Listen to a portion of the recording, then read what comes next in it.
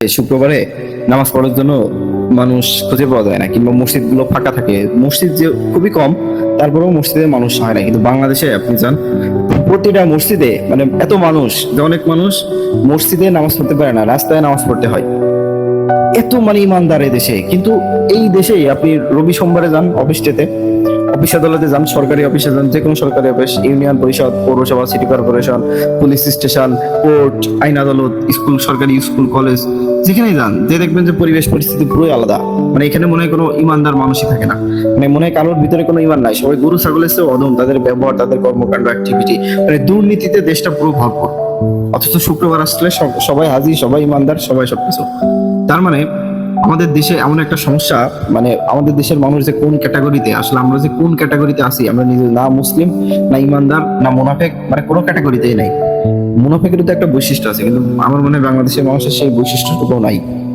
তো এর প্রধান কারণ কি জানেন? এর প্রধান 1 নম্বর পয়েন্ট হচ্ছে তন্ত্রমন্ত্র। আমরা বিভিন্ন তন্ত্রমন্ত্র বিশ্বাস করি। যে দেশে 95% মানুষ মুসলিম, সে দেশে যদি তন্ত্রমন্ত্র নিয়ে রক্ষা হয়, তন্ত্রমন্ত্র মানুষের মুক্তি হয়, গণতন্ত্র যদি মানুষের সব সমস্যার সমাধান হয়, তাহলে সে দেশে আসলে এরকমই হবে। উপরে ফিটফাট পায়জামা পাঞ্জাবি, ভিতরে দুর্নীতি, ভিতরে সদরঘাট।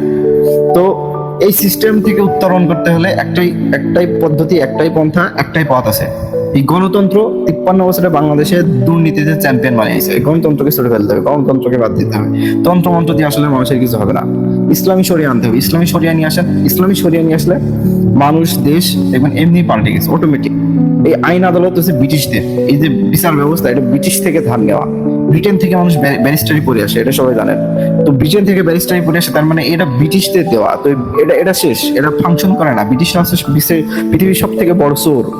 এই চোরদের নীতি আমরা অনুসরণ করি। তারা কোটটাই পরে চুরি করে, হ্যাঁ, কোটটাই পরে চোর, তারা পৃথিবীর সব থেকে বড় চোর। এই ব্রিটিশরা এই নিয়ম বাংলাদেশে দিয়ে গেছে, যার কারণে সেই সিস্টেমে এই 53 বছর, মানে যদি পাকিস্তান 1971 পরবর্তী চিন্তা করেন, ধরেন 53 বছর স্বাধীন বাংলাদেশে এই সেই হাবিজাবি, তো কি হয়েছে? কিছুই হয় নাই। বাংলাদেশে কোনো উন্নয়ন হয় নাই। তো এই চেতনা দিয়ে এত দেশ চলবে না, দেশ চলবে আইন দিয়ে। তো আইনটা হতে হবে কোরআনের আইন, ইসলামের আইন। কারণ আপনি যদি আল্লাহকে বিশ্বাস করেন, আপনি নামাজ পড়েন বা না পড়েন, কিংবা রোজা রাখেন বা না রাখেন, কি করেন না করেন, সেটা ব্যাপার না, কিন্তু আল্লাহর অস্তিত্বকে আপনার স্বীকার করতে হবে, ইসলামকে স্বীকার করতে হবে, ইসলামের আইনকে আপনার মানতে হবে। আপনি যদি এটা না করেন, তাহলে আপনার এই দুনিয়াতে থাকার কোনো দরকার নাই, কিংবা ইসলাম মুসলিম বলে পরিচয় দেওয়ারও কোনো দরকার নাই।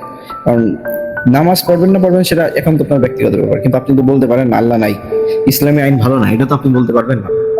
ইসলাম আইন এমন একটা আইন যেটা আফগানিস্তানে বর্তমানে আপনি খোঁজখবর নিয়ে দেখেন, দুর্দান্ত পারফরমেন্স। আফগানিস্তান পুরোই সেন্স, যুদ্ধ বিধ্বস্ত একটা দেশ। 20 বছর ধরে আমেরিকার সাথে যুদ্ধ করার পরেও সে দেশের যে পরিমাণ ডেভেলপমেন্ট এখন বাংলাদেশ থেকে অনেক বেশি। তাদের জিডিপি গ্রোথ বাংলাদেশ থেকে অনেক ভালো। আর 5-6 বছর পরে বাংলাদেশ থেকে মানুষ আফগানিস্তানে কাজ করতে যাবে, আমি বলে দিলাম, আপনারা লিখে রাখেন। যাই হোক, সবাই ভালো থাকবেন। এইসব তন্ত্রমন্ত্র বাদ দিয়ে যদি পারেন ইসলামী শরিয়ার কথা বলেন, ইসলামী শরিয়ার জন্য কাজ করেন, তাহলে আপনার জীবন পাল্টে যাবে।